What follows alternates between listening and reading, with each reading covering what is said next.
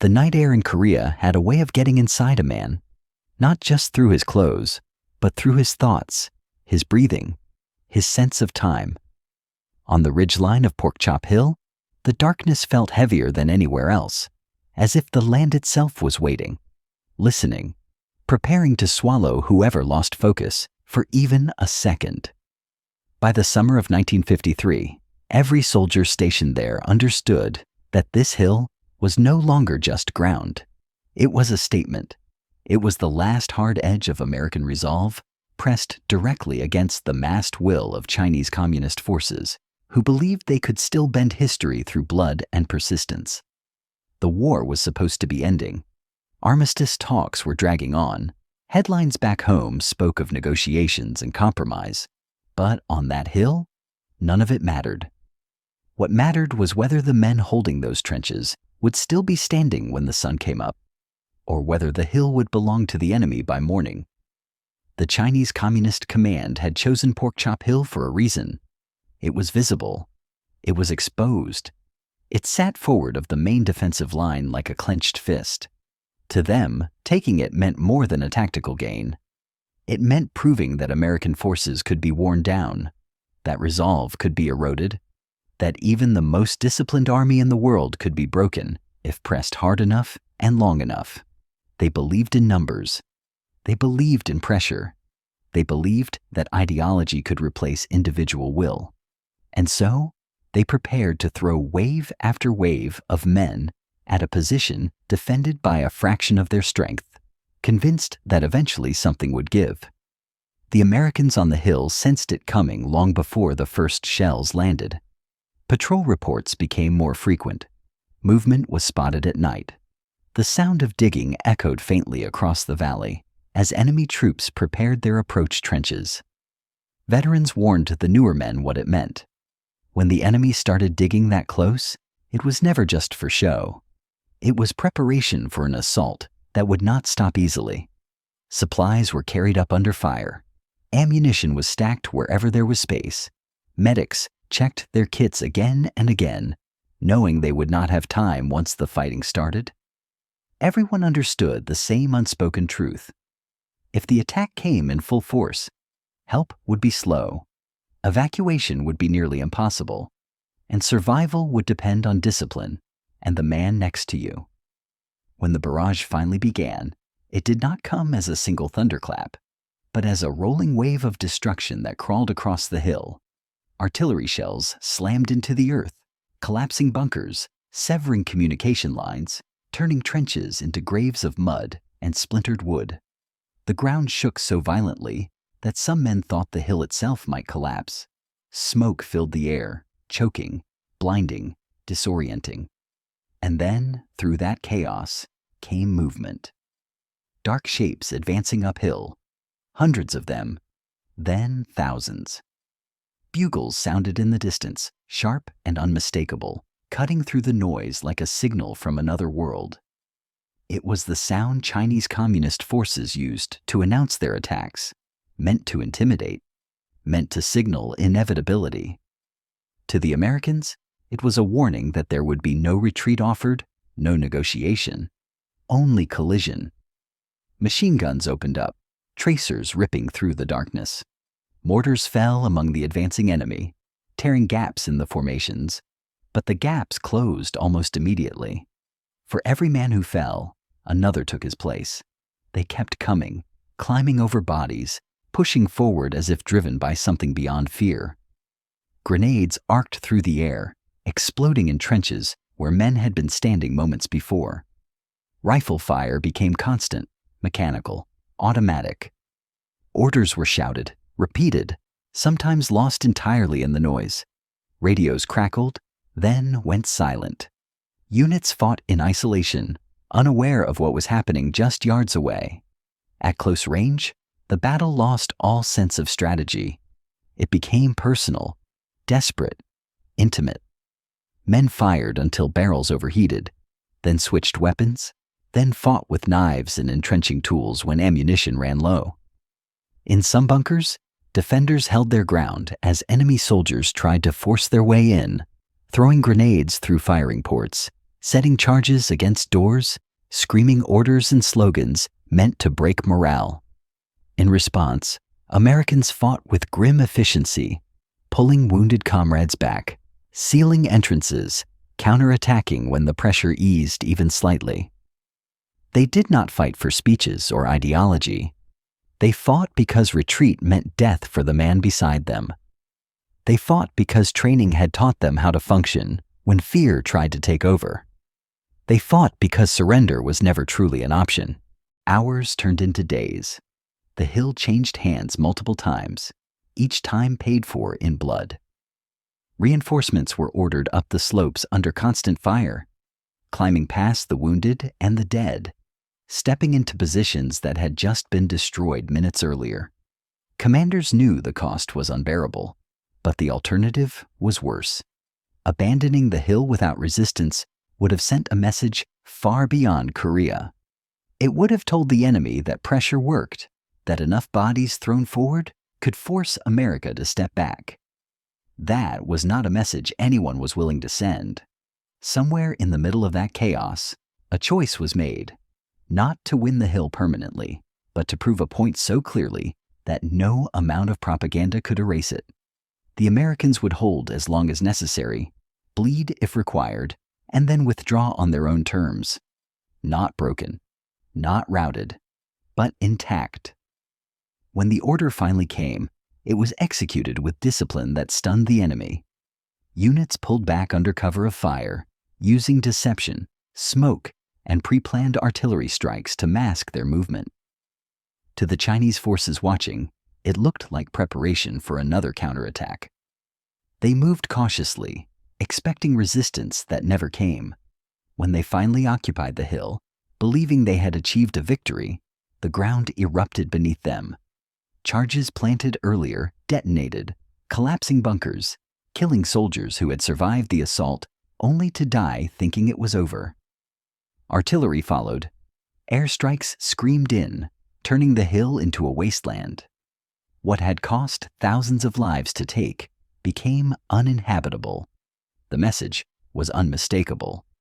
The Americans had not been pushed out. They had chosen the moment to leave, and even then, they denied the enemy any real gain. When the armistice was signed days later, the war ended not with triumphal marches, but with exhaustion and silence. Porkchop Hill was abandoned, scarred, stripped of life. On paper, it meant nothing. On the ground, it meant everything. It marked the place where Chinese communist forces learned that American soldiers could be hurt, could be killed, but could not be intimidated into submission. They learned that numbers alone were not enough. That pressure without cohesion breaks eventually. And that the United States Army, even at the edge of a war everyone wanted to forget, would not surrender its principles or its people. The men who fought there carried the hill with them for the rest of their lives, in the way they slept lightly, in the way sudden noises made them turn, in the way they understood silence. They knew what it meant to face something that felt unstoppable and stand anyway. Porkchop Hill did not need to be held forever to be remembered. It only needed to be held long enough to prove that American resolve was not negotiable. And that lesson still echoes, long after the guns fell silent. But the story did not end when the hill went quiet. Silence in Korea was never peace. It was only the space between decisions, the pause before memory hardened into legend. After Porkchop Hill was reduced to rubble and ash, the men who survived were pulled back to positions that felt almost unreal in their stillness. Trenches without incoming fire, nights without flares ripping the sky open. For many of them, the absence of noise was more unsettling than the battle itself. They had grown used to existing at the edge of destruction, where every second demanded attention and every movement carried consequence. Now, with the armistice signed, they were expected to simply stand down, to accept that the killing had an endpoint. Some could, many could not. They replayed the hill endlessly in their minds. The weight of the rifle, the smell of cordite and damp earth, the moment when a shadow moved just enough to confirm It was a man, and not a trick of the darkness. They remembered faces they would never see again, voices that had shouted orders or jokes or prayers hours before being silenced. What lingered most was not fear, but clarity. On Porkchop Hill, there had been no confusion about purpose. Hold, survive, do not break. In the aftermath, that clarity was gone, replaced by questions no battlefield could answer. From the perspective of the Chinese Communist Command, Porkchop Hill was supposed to be a demonstration of inevitability. They believed that by inflicting enough casualties, by sustaining pressure without pause, they could force American leadership to concede ground and morale at the negotiating table. They underestimated something fundamental. They underestimated a military culture built not around blind obedience, but around small unit leadership, initiative, and trust.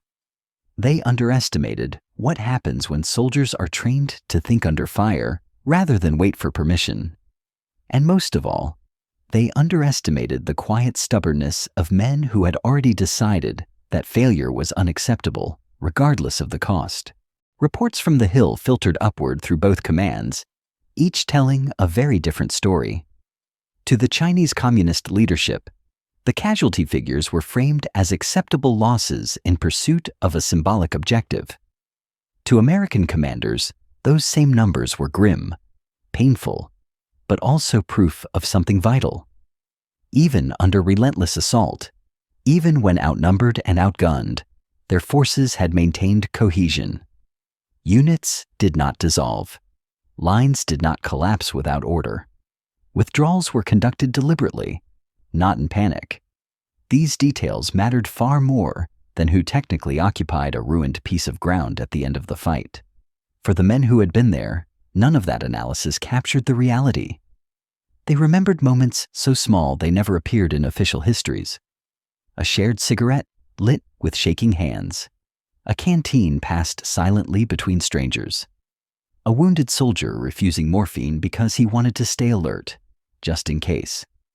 They remembered the strange calm that sometimes settled in during the worst moments, when fear burned itself out and left only focus behind. That calm was not bravery in the cinematic sense. It was survival distilled to its purest form. Years later, when historians would write about Porkchop Hill, they would argue over whether it had been worth the cost. They would debate strategy, politics, and timing. They would ask whether holding the hill changed the outcome of the war. Those questions missed the point. Porkchop Hill was never about territory. It was about credibility. It was about drawing a line so clearly that crossing it came at a price no adversary could ignore. In that sense, the hill achieved exactly what it was meant to achieve. The Chinese Communist forces learned that American units could absorb punishment without losing discipline. That even when ordered to withdraw, they would do so in a way that denied victory to the enemy. That there would be no dramatic collapse, no propaganda-friendly rout to parade before the world. The Americans learned something too. They learned the cost of modern war fought to a stalemate. They learned that courage does not guarantee triumph, only endurance. And they learned that sometimes the most important victories are the ones that prevent future battles rather than conclude current ones. As the Korean War faded from headlines, overshadowed by new conflicts and new fears, Porkchop Hill remained embedded in the institutional memory of the United States military. It became a case study, a lesson taught in academies and officer courses, not as a tale of glory, but as an example of what disciplined resistance looks like under extreme pressure. Young soldiers learned about the importance of preparation, of logistics, of leadership at every level. They learned that wars are not won solely by grand offensives, but by the ability to endure when momentum disappears and objectives blur. For the veterans, the hill followed them home. Some carried it quietly, never speaking of it unless asked directly. Others found ways to translate their experiences into service, training new generations, insisting on standards that seemed excessive to those who had never faced such conditions. A few struggled, haunted by nights that returned without warning. But all of them shared an unspoken bond. They had stood on ground where ideology collided with resolve, and they had not yielded. In the decades that followed, the world changed. China transformed. The Cold War shifted, thawed, and reignited in different forms. New conflicts emerged, each claiming its own lessons and sacrifices. Yet, the core truth demonstrated on Porkchop Hill remained unchanged. Military power is not just measured in numbers or equipment. It is measured in the ability of individuals to function together under stress, to trust one another when fear threatens to overwhelm reason. That truth transcends eras and enemies. If you honor this nation and the men who stood when standing meant everything, if you believe these stories matter because they remind us what resolve looks like when comfort disappears, then this is your moment. Subscribe, leave your like, and stay with us. Because these are not just stories of the past. They are warnings and reminders for the future. And the story does not end here. Because Porkchop Hill was not an isolated moment. It was part of a continuum of battles where American forces faced adversaries who believed they could overwhelm through ideology and mass alone. Again and again, they would learn the same lesson. That training beats numbers. That leadership beats slogans. And that a force built on discipline and accountability cannot be easily broken, no matter how determined the opposition believes itself to be. In Korea, in the frozen hills and battered ridgelines, American soldiers proved something the world needed to see.